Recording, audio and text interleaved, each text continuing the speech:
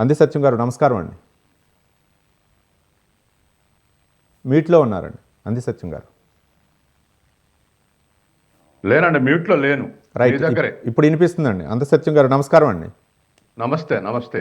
నమస్తే. మనం ఢిల్లీ రైల్వే ఘటన నిన్న ఘటనపై అంటే దాదాపు రైలు రాకపోకలపైనే ప్రకటనతోనే ఘటన జరిగిందంటూ ఒక కథనాన్ని అయితే మనం చూసాం. మొత్తానికి ఈ ఘటనపై అయితే మాత్రం ఒక ఉన్నత స్థాయి కమిటీని అయితే వేసింది ఈ ఘటనపై. ఒక పక్కేమో రైల్వే అనౌన్స్మెంట్ అవ్వచ్చు, లేకపోతేనేమో 14వ ప్లాట్ఫామ్ నుంచి 16వ ప్లాట్ఫామ్కి వస్తుందన్నటువంటి ఆ యొక్క అనౌన్స్ వల్లనే ఘటన జరిగింది. ఆ ప్లాట్ఫామ్ మారే తరుణంలో జనాలు తొక్కిసలాట జరగటం వల్లనే వెళ్ళే తరుణంలో ఒక్కసారిగా ఈ ఘటన జరిగిందంటారు. అంటే ఈ ఘటనకి ముఖ్యంగా అంటే రైల్వే అనౌన్స్మెంట్ బాధ్యత అంటారా, లేకపోతే పోలీసుల వైఫల్యం అనుకోవచ్చా, లేకపోతే ఏ విధంగా చూడొచ్చు అంటారు ఈ ఘటనపై? పోలీసుల పాత్ర ఉండదండి రైల్వే స్టేషన్లల్లో. రైల్వే పోలీసులు ఉన్నప్పటికీ అది ప్రొటెక్షన్ కోసమే తప్ప రైలు నడపడంలో వాటి పాత్ర ఉండదు. కాబట్టి అనౌన్స్మెంటు ఒక ప్లాట్ఫామ్ బదులు ఇంకో ప్లాట్ఫామ్, సాధారణంగా ఒక రైలు ఒక ప్లాట్ఫామ్కే వస్తుంది అనేటువంటిది ఉంటుంది జనరల్గా. కానీ అకస్మాత్తుగా ప్లాట్ఫామ్ మారే వరకల్లా దానికోసం ఎదురు చూసేటువంటి 2-3 వేల మంది అందులో రైల్వే లైన్ నుంచి క్రాస్ చేయలేరు కాబట్టి పైనుంచి ఓవర్ బ్రిడ్జ్ నుంచి క్రాస్ చేస్తారు కాబట్టి దిగేటువంటి క్రమంలో వేల మంది తోసులాటంతో దరిదాపు 18 మంది చనిపోయారు. కాబట్టి రైల్వే ట్రాక్ కానీ, రైల్వే సిస్టమ్ కానీ, మొత్తాన్ని కూడా సిగ్నల్ సిస్టమ్ కానీ, అనౌన్స్మెంట్ సిస్టమ్ కానీ ఇవన్నీ కూడా సైంటిఫిక్గా మార్చాల్సినటువంటి అవసరం ఉంది. ఏ పొరపాటు జరిగినా, రాంగ్ అనౌన్స్మెంట్ జరిగినా, లేకపోతే రాంగ్ ట్రాక్లోకి పోయినా ఇటువంటి ప్రమాదాలు జరిగేటువంటి అవకాశం ఉంది.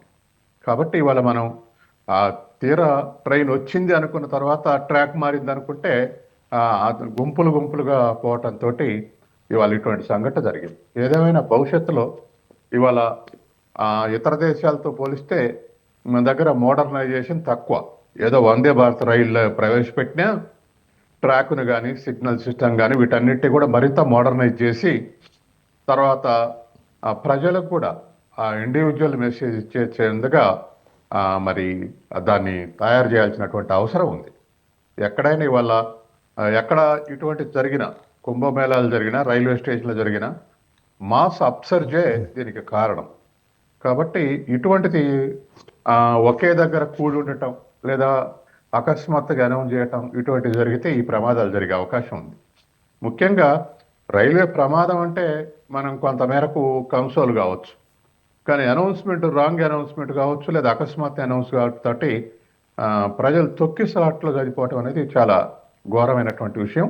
కాబట్టి రైల్వే ట్రాకింగ్ సిస్టమ్ కూడా మోడర్నైజ్ చేయటమే కాకుండా ఒక ట్రాక్ వస్తుందంటే దానికి కట్టుబడి ఉండాలి.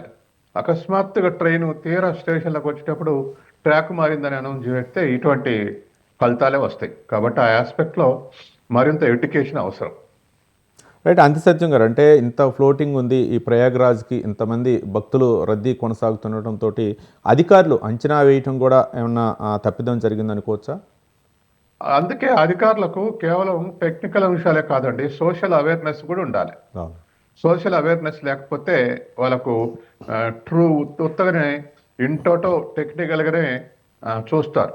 కానీ మరి ప్రయాగ్రాజ్కు పోతారు, లక్షల మంది పోతున్నారు, ఇక్కడ వేల మంది ఉండేటువంటి అవకాశం ఉంది అని చెప్పేసి ఒక అంచనా ఉండాలి. సోషల్ అవేర్నెస్ ఉంటేనే ఆ అంచనా వస్తుంది, లేకపోతే టెక్నికల్గానే చూస్తారు. కాబట్టి చుట్టుపక్కల జరిగేటువంటి విషయాల మీద ఒక అవగాహన లేకపోతే ఉద్యోగస్తులకు ఇటువంటి జరిగేటువంటి అవకాశం ఉంది. కాబట్టి అందులో ఒకే ట్రాక్లో వేల మంది ఎదురు చూస్తున్నటువంటి విషయాన్ని కూడా గమనించాలి. ఇది అనౌన్స్ చేస్తే కష్టం అవుతుందని, కానీ వాళ్ళు టెక్నికల్గానే చూస్తారు. దాంతో ఇటువంటి సమస్య వస్తుంది. కాబట్టి పైనుంచి కింది వరకు కూడా సామాజిక అవగాహన కూడా అవసరం ఉంటేనే బయట చుట్టూ జరిగేటువంటి విషయాలను అంచనా వేయగలుగుతారు. రైట్.